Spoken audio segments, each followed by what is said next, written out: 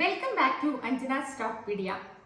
ഇന്ന് നമ്മൾ ഡിസ്കസ് ചെയ്യാൻ പോകുന്ന ടോപ്പിക് ഇന്ത്യൻ കറൻസി, ഇന്ത്യൻ രൂപ എന്തുകൊണ്ടാണ് ഇത്ര തകർന്നടിയാൻ കാരണം, നമ്മുടെ സാധാരണ ജനങ്ങൾക്ക് ഇത് എങ്ങനെയാണ് ബാധിക്കുന്നത്, കൂടാതെ നമ്മുടെ ബാങ്കിങ് മേഖലയെയും സ്റ്റോക്ക് മാർക്കറ്റിനെയും ഇത് എന്തെങ്കിലും പ്രശ്നം പറ്റുമോ? നമുക്ക് നേരെ വീഡിയോയിലേക്ക് കിടക്കാം. അതിനു മുമ്പ് ആരെങ്കിലും എന്റെ ചാനൽ സബ്സ്ക്രൈബ് ചെയ്തിട്ടില്ലെങ്കിൽ സബ്സ്ക്രൈബ് ചെയ്യുക. കൂടാതെ പുതിയ വീഡിയോ നോട്ടിഫിക്കേഷന് വേണ്ടി ബെൽ ഐക്കൺ കൂടി പ്രസ് ചെയ്യുക. ഈ കഴിഞ്ഞ ഫെബ്രുവരി 3, 2025 ഒരു വാർത്തയുണ്ടായിരുന്നു. നമ്മുടെ ഇന്ത്യൻ രൂപ സർവകാല റെക്കോർഡ് ബ്രേക്ക് ചെയ്ത് 87 എന്ന ക്രിട്ടിക്കൽ പോയിന്റ് കടന്നിരിക്കുകയാണ്. അന്നേ ദിവസം 87.18 എന്ന രീതിയിലാണ് ഇന്ത്യൻ രൂപ ക്ലോസ് ചെയ്തത്. 2025 ജനുവരി മുതൽ ഫെബ്രുവരി നോക്കുകയാണെങ്കിൽ ഏകദേശം 2% ഇന്ത്യൻ രൂപ ഇടിഞ്ഞിരിക്കുന്നത്. ഇതിന്റെ ഏറ്റവും പ്രധാനപ്പെട്ട കാരണങ്ങളിൽ ഒന്നാണ് US ഡോളറിന്റെ സ്ട്രെങ്തനിങ്. US ഡോളർ സ്ട്രെങ്തൻ ആവുന്നതിനനുസരിച്ച് ഇന്ത്യ പോലുള്ള അതർ ഡെവലപ്പിംഗ് നേഷൻസിന്റെ കറൻസീസ് എന്താണ് വീക്കർ ആയിക്കൊണ്ടിരിക്കുകയാണ്. രണ്ടാമത്, US റിസർവ് ഫെഡറേഷൻ അവരുടെ ഇൻട്രസ്റ്റ് റേറ്റ് കൂട്ടി. അവരുടെ ഇൻട്രസ്റ്റ് റേറ്റ് കൂട്ടിയതനുസരിച്ചാൽ ഡോളറിൽ ഇൻവെസ്റ്റ് ചെയ്യുമ്പോൾ കൂടുതൽ ഇൻട്രസ്റ്റ് കിട്ടും. അപ്പൊ നമ്മളാണെങ്കിലും അതെ, കൂടുതൽ ഇൻട്രസ്റ്റ് എവിടെയാണ് കിട്ടുന്നത് അവിടെ ഇൻവെസ്റ്റ് ചെയ്യാനാണ് നമ്മളും താല്പര്യപ്പെടുന്നത്. അപ്പൊ ഫോറിൻ ഇൻവെസ്റ്റേഴ്സ് എല്ലാം എന്ത് ചെയ്യുന്നു? ഡോളറിൽ കൂടുതൽ ഇൻവെസ്റ്റ് ചെയ്യാൻ താല്പര്യപ്പെടുന്നു. നമ്മുടെ ഇന്ത്യൻ രൂപ താഴേക്ക് പോകാനുള്ള ഒരു കാരണമായി.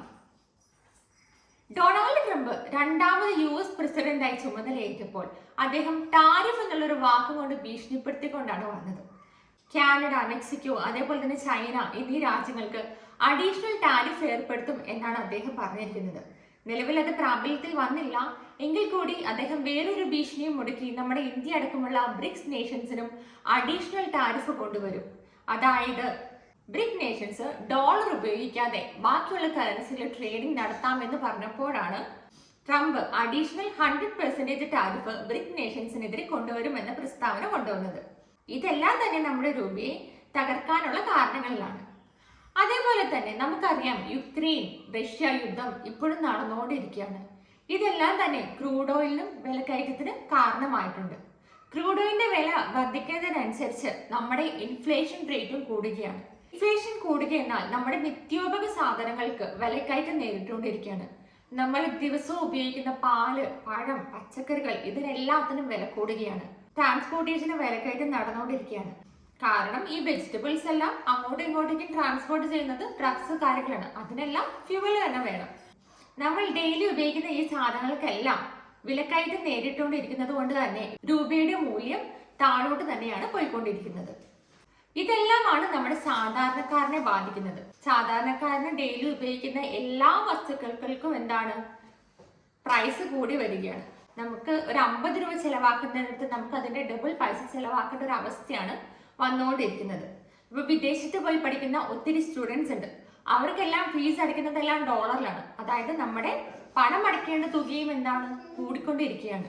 വിദേശത്ത് ടൂർ പോകുന്ന ടൂറിസ്റ്റുകൾക്കും ഈ അവസ്ഥ തന്നെയാണ് വരുന്നത്.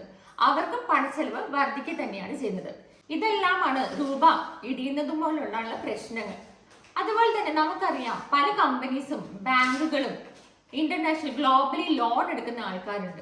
അവർക്കെല്ലാം ഇൻട്രസ്റ്റ് അടയ്ക്കുന്നത്, അവരുടെ എല്ലാം ട്രാൻസാക്ഷൻ നടക്കുന്നത് ഡോളേഴ്സിലാണ്. അപ്പോൾ രൂപയുടെ മൂല്യം കുറയുന്നതിനനുസരിച്ച് അവരടയ്ക്കേണ്ട തുക കൂടുതലാകുകയാണ് ചെയ്യുന്നത്. ഇതെല്ലാം ആ കമ്പനിയുടെ റിസൾട്ടിനെയും അവരുടെ പ്രോഫിറ്റിനെയും എല്ലാം ബാധിക്കുന്ന ഒന്നാണ്.